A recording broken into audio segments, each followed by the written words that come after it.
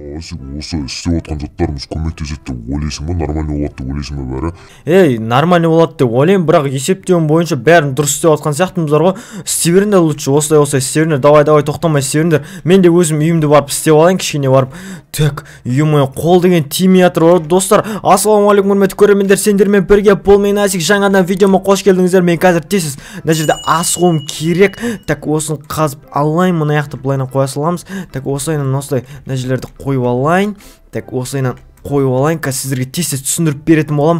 Так, достар, короче, біздің мына ауылда жер сілкінісі болып жатқан сияқты, что-то бар ғой, сәл-сәл. Яғни, кішкене алып, бағанан бері бір қанша 30 минут сайын кішкене, былай кішкене бүйтіп тұрып, жер кішкене шайқалады. И короче, бағана ана біздің Клаудиус құлақ бала жазады, ё-моё, әрең дегенде оны ұстап қалып жетелдер бәріміз. Енді қазір күшейіп баратыр, короче, 30 минут сайын күшейіп барады. Басында жай болғанда сөйтіп далаға шыққанбыз. Одан кейін 30 минутта кішкене қатты бола бастады, одан кейін тағы қатты бола бастады. Сөйтіп кішкене қатты болып жатыр, короче. Сөйтіп, сондықтан осындай нәрсе салып жатырмыз жетелдермен бәрімен, потому что қазір тағы қатты күшейіп кетсе, ё-моё, үйдің бәрі құлап қалса, так бәле болады, тағы тұратын жер таппай қаламыз. Сондықтан үйдің бәрін, осындай үйлердің бәрін осындай обсидианмен қоршап жатырған болатынбыз. Так, мына жақты тағы бит қоршап жіберейін. Мына жердің қазуды ұмытып кетіппін, осылайынан қойып тастайын. Ал мынаны обсидиандарды неғып қойып жатыр десеңіздер, яғни обсидианмен мынау короче қазір бүйтіп үй короче жер сілкінісі болған кезде бүйтіп оңға солға шайқаған кезде мына жермен короче обсидиандар ұстап қалады, короче мынаны құлатпауға тырысады осыларды короче. И осылай короче құлатпауға тырысатын болады. Мына жақта кішкене қазып тастайын, тез істеп тастауымыз керек, уже күшейіп баратыр уақыт өткен сайын. И мына жақта мына үй қалай, мына үй нормально болып жатыр ма өзі? Мына үйдің де мына жерлеріне бүйтіп қоя салайын. И короче мына артына тоже нан істемепті, артына тоже бүйтіп қоя саламыз. И короче осылай осыларды істеп қоймасақ қазір ато үйлерімізден айырылып қалатын жағдай болып тұр короче. Так, бәрі нормально болған сияқты бар ғой, жетелдерден барып сұрап келейін, жетелдер қалай нормально қылды ма екен? Так, мусорды лақтырып жібереміз. Так, что там жетелдер нормально болды ма? Бәрін бітіп қалдыңдар ма? Асик, бәрін бітіп қалдық. Қазір кішкене мына жерде 1-2 блок қоямыз, сонымен бітіп бүкіл ауылды бітірдік ау деймін уже. Походу бүкіл ауылды бітіріп тастадық дейін десем. Мына үй бітпепті ғой. Ол үйде хозяйны кетіп қалған ба, бөлек қазір барып істейміз ау деймін. Ол үйді хозяйны келіп атқан, бағана айтпақшы, барып сөйлесіп айтса бар, айтып қойса Асик. Все қазір айтып қойым. Сендер болдыңдар ма жетел? Асик, бұл қалдық, все смело келіп үйге дайындала береміз ау деймін, все онда. Көріңдер онда, мен мына жетеліме сөйлесіп келем, мына жетел не бүйтіп істемеді екен, мен үйім точно нормально тұрмы екен, так бүкіл үй қоршанды точно, так ауылдың шетінде, мына үй қоршанбапты, жоқ қоршанған нормально деймін, жоқ қоршаныпты, мына аяғынан, ойбай, мына аяғынан қоршағасындар деймін жетелі, все нормально, так нормально, бұл кішінтай үйлерге енді қатты особо дым болмайды, үлкен үйлер қалу керек. Так ауылдың шетінде даже мына үйге дейін қоршап тапты, мына үй қоршапты, мына үй қоршапты. Так, мына аяқтар қалай отыр екен? Мына аяқтың бәрі нормально. Так, дайындаламыз. Мына жетелмет бағана келген. Жетел, немене үйің бәрін қоршамасың малі? Асик, не отыр? Бүкіл жетелдер не істеп отыр? Мына үйлерін обсидианмен қоршайын деді малі? Жоқ, қайда үйлерін обсидианмен қоршайын деген. Короче, ауылға землетрясение келе жатыр, яғни жер сілкінісі болуы мүмкін деп ойлап жатырмыз, өзіміз күшейіп баратыр 30 минут сайын. Бағана 30 минут бұрын болды мынау, короче. Неміз құдығымыз құлақ бала жазды соң кесінен. Короче, сөйтіп үйімізді обсидианмен қоршап жатырмыз. Менде кішкене обсидиан бар, өзіңде болса үйіңді кішкене қоршап ал. Қумашы, не болып кетті, не айтып кеттің Асиге? Қумашы, вообще ондай нәрсеге сенбеймін мен. Жетел, сен не бағана бой ауылда болмадың ба не? Жоқ, мен қаладан келдім, заттар алып, продукт алып, анау-мынау. Онда үйіңде тез қорша, мен саған айтайын бар ғой, қазір бір бәле болып қалса үйің қирап қалар. Күлкімді келтірмеші Асиге, ё-моё, есік жапшы, кетші бар вообще. Сенбеймін жер сілкінісі дегенде, бара беріңдер, қорша беріңдер өздерің. Қуады екен, обсидианмен үйді қорша деген не сол? Ё-моё, жетел, өзің біле, маған бәрібір әйтеуір. Все смело, қоршамайын мен, кете беріңдер бар. Құлады екенсің, мына обсидиан сындыруды айтсыз одан кейін. Мәселе сындыруды емес, мәселе үй құлап қалсашы. Құлады екенсің, құламайды мені мықты жасалған. Жер сілкінісі болады деп кім айтты сендерге? Кетші бар, вообще сенбеймін мен саған. Мақұл жетел, өзің біл. Так, онда все бопты, мына жетелдер істеп болған соң үйлеріңе кіре беріңдер смело. Так, мынаны алып мына жерге лақтыра салайық. Ё-моё, так, не бар бізде? Обсидианмен нені қоршаймыз? Еш нәрсе қоршамаймыз. Так, не істейміз? Мынаны сала салайын, обсидиандарды, күректерді сала салайын, как положено. и шкафты жауып екінші этажға көтеріліп кішкене демалып алайын деген. Өйткені азаннан бері жер сілкінісі болады дегеннің ұйықтамай жүрмін кәдімгідей бар ғой. Так сондықтан үйге кіріп кішкене демалып алайын.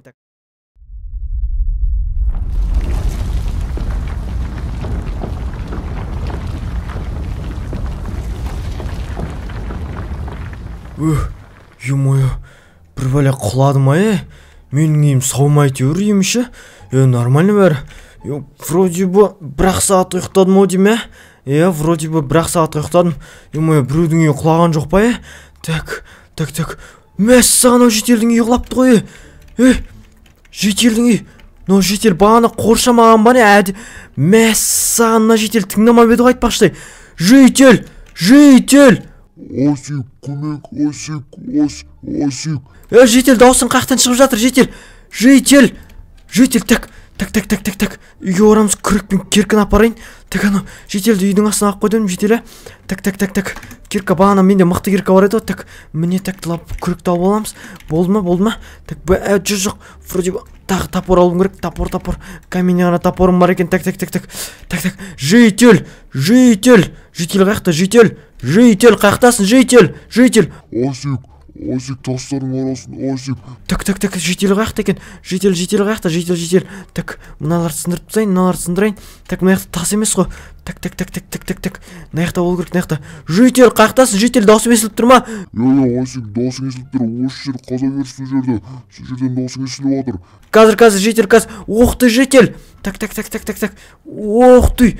Так, абайлап, абайлап алу керек. Так, мыналардың бәрін абайлап алып алайын. Қазір печканы алайын. Так. Жетел қазір күте тұр, жетел. Так, үстіне түспесін жетелдің. Мәссаған, аяғың құммен басылып қапты ғой. Аяғым онша қатты ауырып тұрған жоқ, Осик. Құтқару үшін яқтан нормально сияқты бәрі негізі. Қазір жетел күте тұр. Так, все, жетел кеттік тұр. Кеттік шығамыз, жетел жүр. Так, жетел нормально ма бәрі? Че там жетел, нормально ма бәрі? Вроде нормально сияқты бәрі. Бекер тыңдамаппын сендерді, ё-моё. Көзімді ашып енді ұйықтайын деп отырмын. Көзімді ашып қоямын, жер сілкінісі отқан сияқты болды.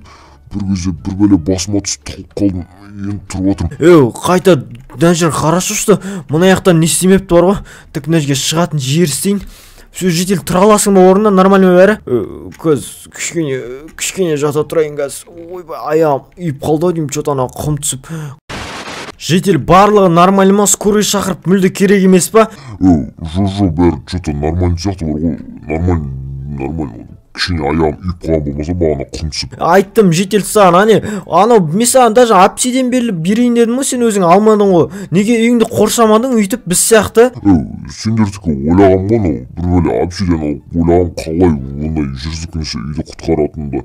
Жер сілкінісін вообще білмедім де мен осындай қатты болатынын. Сәл басым кішкене ауырып тұр. Точно нормально ма? Точно скорый шақырмай-ақ қойын ба? Жоқ, нормально бәрі, керек емес. Онда бүйтейік, короче, не істейміз енді үйіңді? Не қылайын деп жатсың енді? Білмеймін, үйімді қалай істесем болады, ё-моё. Бүгін түнде еще қай жерге қонам мен? Басымда кішкене. Че-то скорый шақыру керек сияқты бар ғой. Жоқ, скорый керек емес. Так, натуре үйіңді қалай қазір істей аламыз? Біз негізі мына үйіңді дәл қазір біз деген вообще дым істей алмаймыз. Мынандай материалдар жоқ, тем более мынандай үйді салып қолымыздан мүлде келмейді. Сол не істеймін енді, қазір строительдерді шақырайын онда. Строительдерді шақырсаң, олар примерно бір 2-3 даже бір аптада істеп береді ғой деймін үйіңді. Пайды ертең или арғы күні даже суббота воскресеньеде келуі мүмкін олар. Сондай болуы мүмкін. Онда, короче, сен натуре қай жерге тұрасың? Сол білмей тұрмау, қай жерге тұратынымды. Так, менің үйімде дым орында жоқ қой, менің үйімде жататын. Астында подвал бар, подвал дегенде андай склад бар, складта тұрмайды жарсың, шаң. Лучше жетел битек үйіңнің қалған заттарын бір қалып қойған заттары болса маған алып шығып берсе, короче, не заттар қалып қойды? Міне қалған заттардың бәрін саған бердім. осы ғана қалды ау деймін. Ё-моё, так сенде не қалды? Так 64 бізде 2 стак осындай ағаштар бар. И короче крышаның шатыры бар екен. И осындай ковер мен төсек қана қалыпты. Мен бағана печка сындырып алдым. Книга дейді, книгалар керек емес. Так, не істейміз енді? Мына үйді біз деген восстановить ете алмаймыз. Ол үшін строительдер шақыру керек. Енді саған мына жерге лучше бір новыйдан үй салып берейін, андай кішкентай шағын үй бір-екі апта примерно үйің бітем дегенше тұратын, иә? О, жақсы болатын еді, Асик, үлкен рахмет саған. Жақсы болатын еді, солай істеп берсең. Все, онда қазір кішкене мына жерден бар заттарын алайын десем, жоқ, күте тұр, бар заттар емес. Бірінші үйді қайға саламыз? Үйді так, үйді анау жоқ, анау менің үйімнің қасына салайық та, иә? Қай жерге саламыз? Үйді осы жерге салсақ қалай болады екен, иә? Ой, жалпы былай бұзайық. Так, мына жерлер шөбін қырып тастайын, былайынан шөптерін алып тастайын. Так, үйді осы жерге салсақ қалай болады екен? Так, керек заттардың бәрін алайық. Бізге мынандай нелер керек болады. Камень дейді. Мына екен біріне қосып бағанағы нәрселер. И короче үйді саған қалай саламыз? Так, коробка болып қалмас үшін үйіңді былайынан салайық кішкене. Осылай и осылай нормально сияқты. Осылайнан саламыз. Так, терезе керек екен, саған айтпақшы, жетел. Терезең бар ма, жетел-ау? Так, кішкене терезе болу керек негізі. Қазір все бар екен ғой терезе. Все, қазір алам, оны күте тұр. Так, осылайнан салайық. И короче осылайнан қылайық. Осылай шағын үй салып жатырмын, жетел дәу емес, кішкене үлкен емес. Так, осылайнан нормально, осылайнан салайық. Так, все нормально болды ма? Осылайнан. Так, и былайна бір-екі блок, короче, көтеріп жіберейік, короче. Что там, жетел, бағана неңді берсе, терезеңді берсе бағанаға. Так, все, үлкен рахмет. Так, не істейміз енді? Енді қалай қыламыз? Енді былай қалай кішкене негіз дұрыс соқпадым. Осылайнан кішкене көтеріп тастайын. И крышасында жаба берсек болады, жоқ, блоктар пайды нормально жет. Мен саған қорқып кеттім ғой. Так, жер сілкінісі нормально болып бітті ау деймін, негізі енді болмайды ау деймін, бар ғой. Енді мүлде болмай-ақ қойса екен, бар ғой, онсыз да керек емес ондай бәле. Так, осылайнан аламыз. Былайнан бит соғасай, крышасын әдемілеп негіз керек емес еді. Бірақ нормально жетеді деп ойлаймын денсем, жетпейді сияқты, что-то бар ғой. Так, жетпейді. Плюс так, мынаны алып былайнан істеуім керек енді.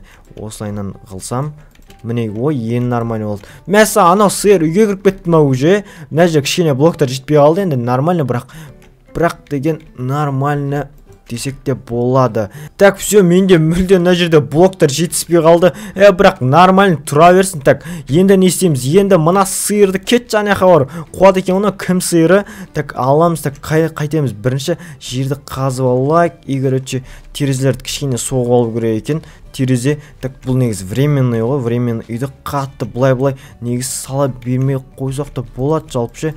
Осылайнан блоктарды қойып шығамыз. Осылай, так, осылайнан. И все, короче, осылар жетеді деген ойдамын. Менде қазір кровать бар. И мына жерге 2-3 па терезе қойық та, осылайнан әдемі тұру үшін. И мына жерге біреу, мына жерге біреу менің үй жағыма қарап тұратын. И анаяқа қарап тұратын. Мына жаққа қоямыз, мына жаққа біреу қоямыз. Все, короче, терезе бәрі нормально болды. И қай жерге не қоямыз? Төсекті мына жаққа қоямыз. Қалай қыламыз? Төсекті осылайнан қоямыз төсекті. И мына жаққа печканы қоямыз. И бізде тағы не қалды? Тағы анжақта сундук бар ау деймін, қазір сундукты алып келейін. Так, жедел қарап тұра берсін. Шетелін что-то баса ұрып тұрған сияқты бар ғой. Так, мынаны сындырып аламыз. Мәселен, мына жерде инвентарда бар екен, мынаны да алып аламыз. Все, короче, осылайна сындырып алдық. Нормально. Жетел, нема сенде есік бар ма, есік? Вроде болу керек қазір міне бар екен ғой. Все, алдым. Так, нормально, бір есік бар екен, хотя бы. Бір есікті осылай қойып қояйық. И, короче, қалай қыламыз? И, былайнан сундуктарды қоямыз. Мына жерге инвентарды қойып қойсақ. И, мына жерде бізде кең кәдімгі жер болды, қатты тар емес, қатты үлкенде емес. Мынаны осылайнан қойып қоямыз. Себебі мынау полдан, неден каменнен суық өтеді, кішкене мынандай бар ғой. Сондықтан суық өтпес үшін осылай қойып қоямыз. Все, үй нормально болып шықты деп ойлаймын. Кішкене тар үй болса да, мына жерден даже кітаптардан өзіне не салып алса да болады. Мынау жетелдің үйінен қалып кеткендері, короче. Все, короче, жетел үйіңе кіріп көре берсең болады, смело үйіңді зор қылып істеп қойдың мына жерде. О, Асик, үлкен рахмет осы үйді осылай салып бергеніңе. Сен болмасаң кім көмектеседі? Нормально бәрі. Так, все, так, бәрін салып болдым. Енді салатын заттарың болса, қалған заттардың бәрін сундукқа салып қойдым. Месече қоятын заттарың болса, өзің біртіндеп қоя бересің, мақұл ма? Все, рахмет. Так, строительге хабарласып қойдың ғой, ертең келіп істеп берем екен, нормально қылып. Хабарласып қойдым, бір апта бойы, 2 апта бойы даже істеуіңіз мүмкін деп отыр ғой. Все, онда 1 апта 2 аптаға смело тұратын үй істеп бердім, нормально. Все, мен үйге барып енді демала берейін. Нормально, үйіңе сен де жатып демалып берсе, что бір бәле болса маған хабарлас, түсіндің ба? Мен хабарлас дегенде үйім не тұр ғой, үйіме кел, короче, сразу если что көмек керек болса айт, түсіндің ба? Все, үлкен рахмет. Үйдің іші кәдімгі комфортный болып жасап қойыпсыз, Все, нормально болып жасап қойдым, әдемі болып. Все, онда мен үйге қарай кеттім, короче. Өзің бірдеңе қыласың ғой, строитель келіп анау-мынау қылып жатса, үйіңді көрсетесің, короче. Үй деген бычытып кетті мәс саған. Әне достар, осылайынан ешкім айтқанды тыңдамады өзі. Сондықтан осындай болып қалды. Енді мынаны алып қалған заттарын бәрін сундыққа сала салайын. Бағана мынау кім сиырының еті болды мынау. Так, есікті жауып алайын, үйге қарай кірейін. Так, біз деген ауылда осындай жағдайлар кейде анда-санда болып тұрады, енді үйлерде осындай болып қалды. Мына үйді кәдімгі плотно бастан жету керек. Ал житель болса үйіне өзің мәсан үйін даже дұрыс салып бермеппін ғой, мен бар ғой, үйін енді өзі қалған не алса өзі істеп алар. Енді кішкене енді временный салып берме, кішкене 1-2 аптаға тұруға болатын. Ал енді достар, сіздермен болған бұл мен әсі, келесі кездескенше аман сау болыңыздар. Всем пока-пока, чао. Ал мен болсам үйге кіріп ұйықтаймын.